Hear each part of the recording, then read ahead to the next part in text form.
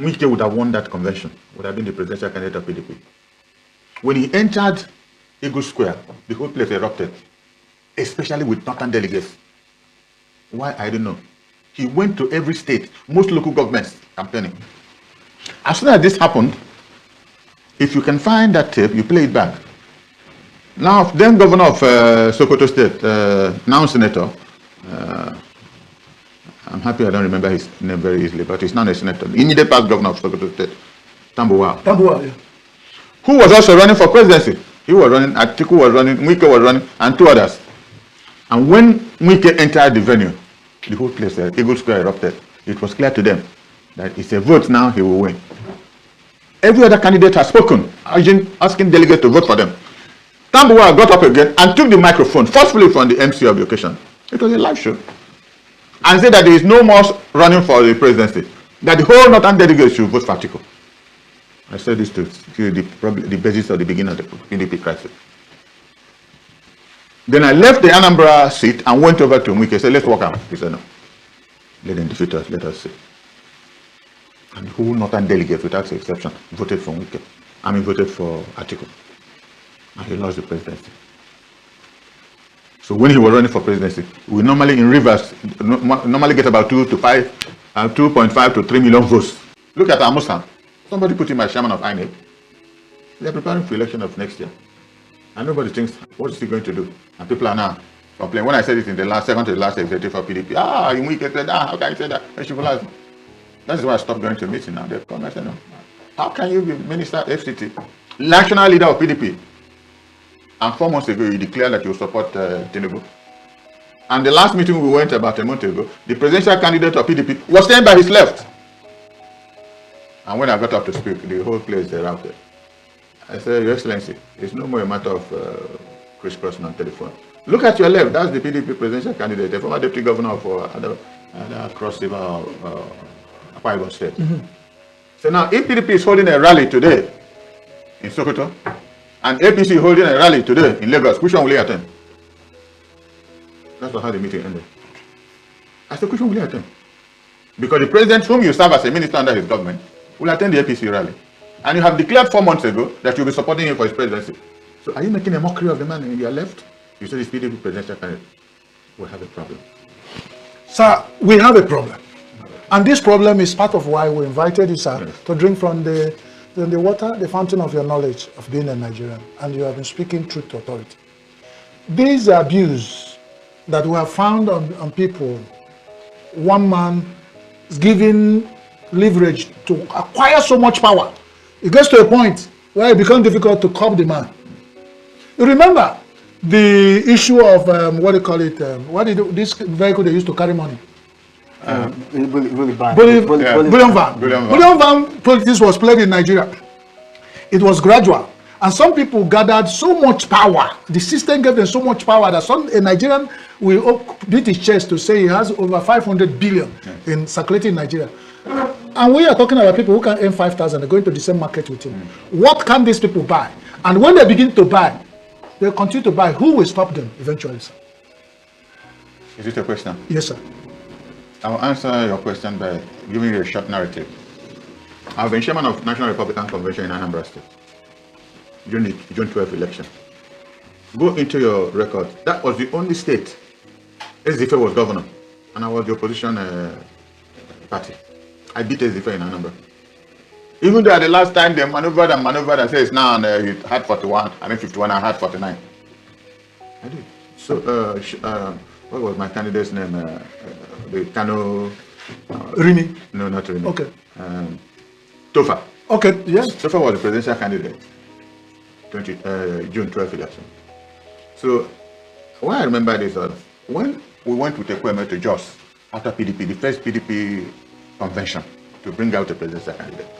Shehu Shagari had organized the whole northern delegates into Jos.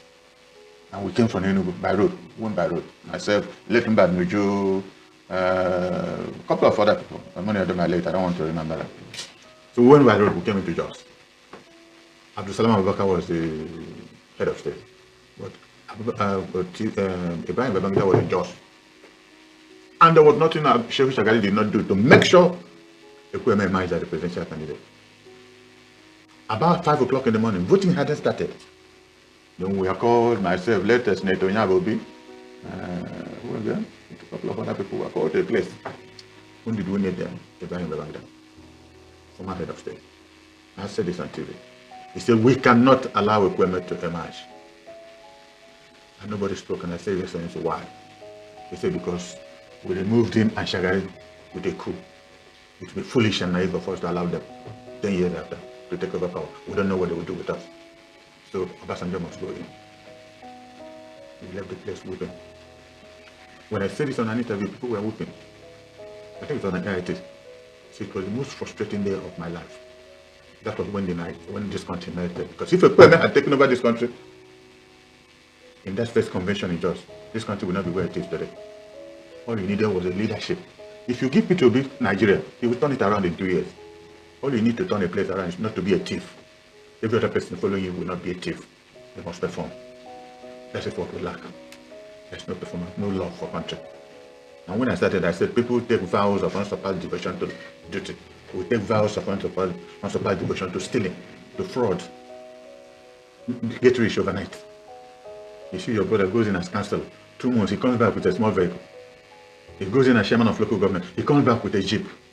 How does this money come around? And that village he comes out to intimidate his native. Water is not running. There are no roads. And shamelessly, he comes to a village meeting and distributes money to them, the road rise. We have a problem. We have so many people like you. But you can only have so many people like you. But this is that's what we're saying. Now, is it that some people have cowed the elders like you, which were many all over Nigeria, and Nigeria is degenerating? The country has been cornered with fraud. Get rich overnight. Nobody. Go to Abuja. Let me give you an example where you will. Stand in front of the federal secretariat. The road on your, depending on where you're coming from. If you're coming from Hilton Hotel, Transcorp Hilton, you turn left, is entering the National Assembly. Stand there for 1 hour, you will weep for this country. You see the latest jeep made everywhere in this country, entering legislators coming with 1, 2, 3 jeeps. Is that the country that you're asking me how we do it? These are people who have taken oath of service from their village, kneel down begging their relation to please vote for us. When we go there, we'll make a change. Has any of them made any change anyway? Sir, let's talk about the PDP. Yes. You were one of the founding members of Yes. that party. Yes. And we know with the story of Nyesom Wike, how he started from supporting, it was like a gang, we had the G5 or thereabouts then. G5 government. Now, what happened as a founder of the party, when it was happening from the start, what was the effort to manage it? Because right now, many people are saying that PDP is now the shadow of itself. Wike seemed to be a stronger part of PDP. Why wasn't he expelled? Looking at some of the activities that was carried out by him that were not really the vision of the party. What happened to this moment that we still have Wike seem to be holding a stronghold on the party? You know, if you went to a good secondary school and they start teaching you mathematics or algebra, first thing they tell you that x plus x is equal to 2x. X times x is equal to x squared. These are the 2 further principles of mathematics. If you exponentially expand it, you get all kind of quadratic equations, algebra, everything. Now, what was your question again? As a strong voice Yes. in the PDP, you are like... Okay, hold it. You know, if you remember the convention at Eagle Square in 2023, Wike would have won that convention, would have been the presidential candidate of PDP. When he entered Eagle Square, the whole place erupted, especially with northern delegates. Why? I don't know. He went to every state, most local governments campaigning. As soon as this happened, if you can find that tape, you play it back. Now, then governor of Sokoto State, now senator, I'm happy I don't remember his name very easily, but he's now a senator. The immediate past governor of Sokoto State, Tambuwal. Tambuwal, yeah. Who was also running for presidency. He was running, Atiku was running, Wike was running, and 2 others. And when Wike entered the venue, the whole place, Eagle Square erupted. It was clear to them that it's a vote now, he will win. Every other candidate has spoken, asking delegates to vote for them. Tambuwal got up again and took the microphone forcefully from the MC of the occasion. It was a live show. And said that there is no more running for the presidency, that the whole northern delegates should vote for Atiku. I said this to the basis of the beginning of the PDP crisis. Then I left the Anambra seat and went over to Wike. I said, let's walk out. He said, no. Let them defeat us. Let us see. And the whole northern delegates, without exception, voted for Wike. Voted for Atiku. And he lost the presidency. So when he was running for presidency, we normally in Rivers normally get about 2.5 to 3 million votes. PDP had only 200,000, and the rest went to Tinubu, and we lost. So what I'm saying is, if you inadvertently, get yourself clever by half, you have to pay for it, because they played ethnic politics there. And so soon after that happened, I'm a loyal party man. The party met and made me chairman of presidential campaign for the whole of the Southeast. So I went to Port Harcourt. I called Wike, who was governor. I went to Port Harcourt. The day I went to Port Harcourt, I remember one incident. That was the day then President of Senate, our brother, Senator, the one from Abia. Okay. Adolfo Mabra. Mabra was visiting Wike with some senators. I didn't know for what purpose. So I was just about my turn to enter. I didn't know they had come. So when Wike got out of his office and said, "Oh, please, give me 5 minutes. Let me just see this." I said, "No. From here, I'm going back to Enugu. I'm not in a hurry." Because I flew in from Port Harcourt. He said, "Okay." It took them another 1 hour. I was there. So when they finished, I entered his office. I said, "What do we do?" And he said, "And I knew you were coming. You're a loyal party man. You have come to plead for us to support PDP. I will disappoint you. PDP has already failed. Each time you speak, talk of honesty, this, that. Have they showed honesty at the Ego Square when we had the convention? You came to me and asked me, let us, abandon the convention." I said no, because if we did, we won't have any history to tell. They will say we walked out, but it's happened before us. We now have a history to tell. PDP lost it and have continued to lose it till today. So when we lost it, and Tinubu won Port Harcourt, he made him a minister. So he called me. I said, "No, it's an advice I will never give you. It is your responsibility. You've been a governor for 8 years. You've been a local government chairman. I've not been anything than chairman of party. And I RC PDP. And they have no resources. You only depend on beg. If they give you, you take. They don't give you." I said, "But I'm comfortable with it. So whatever decision you take, you have to bear the responsibility, if there is any, in future." This is where we are. So when people look at Wike, you condemn him without history. Because he was the first one who was blackmailed out of power. He was the first one they not use racism to blackmail out of power, because he's a performer. I was just listening to the news this morning. Go to Abuja, see what he's doing. You will not believe people have been FCT ministers in the past years. But go there and see what he's doing. Somebody who has capacity to perform. Wherever you drop him in your village. By the time you come up in the morning, he will make a difference. Okay. We say that he is using the Iwoke Wesunoko. You are a maverick politician, an elder statesman. About to retire. Now, in that case, would you say that the Honorable Wike, a strong political figure in Nigeria, has used the annoyance of rat that caused to set the house ablaze when it comes to the issue of PDP? Okay. Because the PDPs are now, here lies a party that once promised Nigeria they will rule for 60 years, but now this is the tombstone. Yes. Well, if you had watched my interview on Arise 2 weeks ago, I just answered this question. That's why I'm on a different, what do I call it with him now? Well, he used to call me every week, but he doesn't call me anymore. Because I said, you prematurely declare support for the presidency when you are national leader of my party. And I did this explanation a few minutes ago. If PDP was having a presidential rally on day one, and on that day one, APC is having a presidential rally, which one will you attend? When you had already declared support for presidency. Are you not being dishonest? Oh, he didn't like it. He said, you wouldn't. I said, what? He said, I went into politics. I don't have an empty land in Abuja, not one, and I don't care. When I left the university, I asked God for two things, and he did more than to have a place where I would live after my youth service. I lectured, I'm on the first staff of IMT. I lectured there. From there, Jim Mobo said, come and join business. It was Jim who pushed me to business. I have a house in Edo, and I have a house in my village. I don't have any other place I don't want to.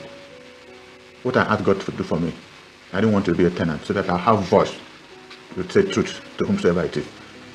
Because when I was living at Obioma in O1, I would say something and they would threaten me. They would go and tell my landlord increase rent, because I can't afford to pay. They will increase rent and I'll stop going to. That time, Boniface of Okaja was the director general of the place. He said, why did you say this on interview now? They want me to remove you. I said, remove me now, if you want to remove me. So let's look at the insecurity we are experiencing now in Nigeria. Just recently in Enugu State, a church was attacked and 2 worshippers were also abducted.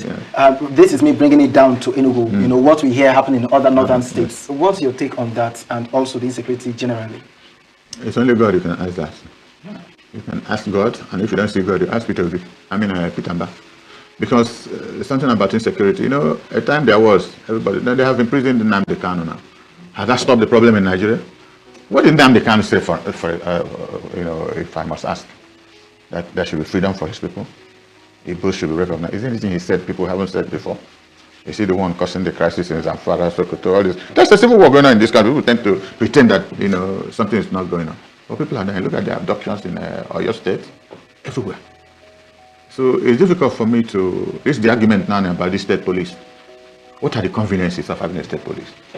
Theoretically, it might be good for security in various states, but who are the people to be appointed to be in charge of it?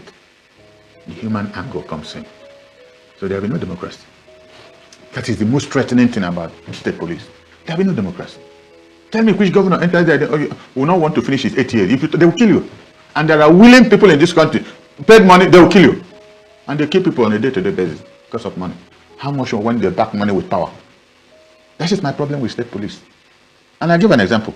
Tell me which state in this country that has a local government election and you had that another opposition party won a seat.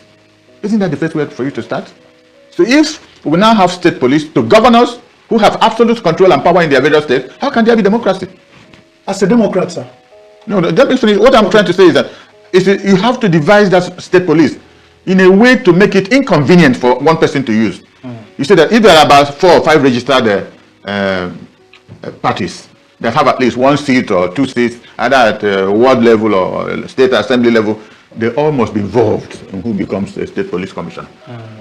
Every party should nominate somebody to be a member of that state police. There has to be an understanding. You don't leave absolute power in the hands of a black man. So you mean we have not had a robust discussion towards this? But we have NJC, Nigerian National Police Commission has been established also. Yes. Why is there no robust and comprehensive discussion to establish such a sensitive position like state police? Well, you're coming back to the basis of our discussion. Who are the people? There will be not many of you. There will be not many of you. There will be not many of me who can stand up and say truth to power. That is the problem in Nigeria. Can you look at my face and honestly tell me, Shifulas, what you have done is not fair? 99% of Nigerians can't do it. Either because of hunger, or pretentious hunger, or dishonesty, outright fraud, get quick overnight. There are a lot of problems, on our part, that you need Christ to come down and help us. But are we the only creations he had made? Are we the only creations he had made? Why are people doing it better elsewhere? And these are people who either they are good Muslims or good Christians, and they have refused for a good thing to take place. Why? So we have a fundamental problem. How it to be sorted out? And I believe it to be sorted out. If Peter Obi wins, there is hope. If he doesn't win, that might be the beginning of the end. Well, now that actually touches my heart each time you say it. But as a Democrat, because it's pointing to the same fact, but I want you to say it because I trust you will say the right thing. We are moving towards 2027. We are counting down. From the official records, INEC by this month of August will declare for open campaign. But we know we're campaigning since the first day they came in power.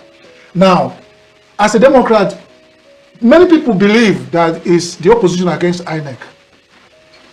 And that has been the anathema, the another irony added to our... Many people believe what? That it was the opposition party, the few that have said opposition, the one that someone called it to be on the opposition. They're now fighting INEC instead of fighting the central ruling party APC. What's your opinion on that? Is it correct? I wouldn't say so. But maybe, because they believe the INEC is not going to be INEC. The name is supposed to be Independent Something Commission. But how can something that you appointed be independent? Who knows the discussions, the theories, the signatures that went around for you to make me chairman? The attendant values, financial values in being in INEC. You become a multi-millionaire every night as member. What do you hear of budget? State elections, they're just conducting I think in Osun, they're doing one in Osun in August. Talking of 80 billion. 80 billion. That's what INEC will spend there. And they spent 309 in 2023. I don't know that of 2027. You know, when you call this billion, it gives me a shock. Honestly. So how can anybody that a governor nominates or president puts in as chairman of INEC, whose bidding will he do? That is why they are trying to eliminate P2B at all costs. And if you watch my last interview, he has been to my house 4 times, and he's personal advisor. I said, be careful. God will protect you if you protect yourself. They know if you're on this ballot, that's the end of this government. But God I worship, he will be on the ballot. Let's talk about Peter Obi just briefly before we wrap it. We're already behind time. You've made it clear countless times on this very show your support for Peter Obi, yes, and the vision you think he has for Nigeria that will work. But still looking at Nigeria, the current administration, how they've crowded all the party, all the states, different governors defecting to APC. Just when Enugu would have said they're out of the talk of APC, then the governor is in APC. Of course, plus other states.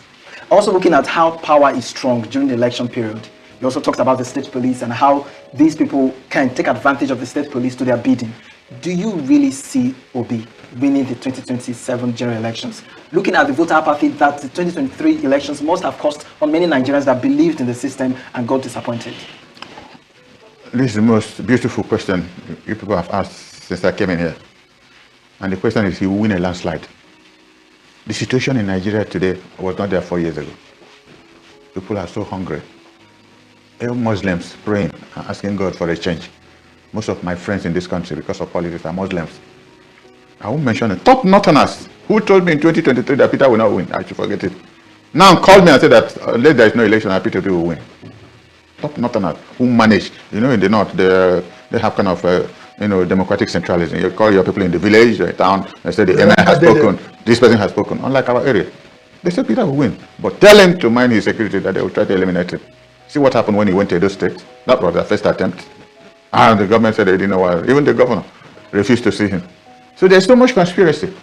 But as good Christians, let us pray that God, like I said when I started talking, if Peter wins, there's hope for this country. If not, that's the end of the news.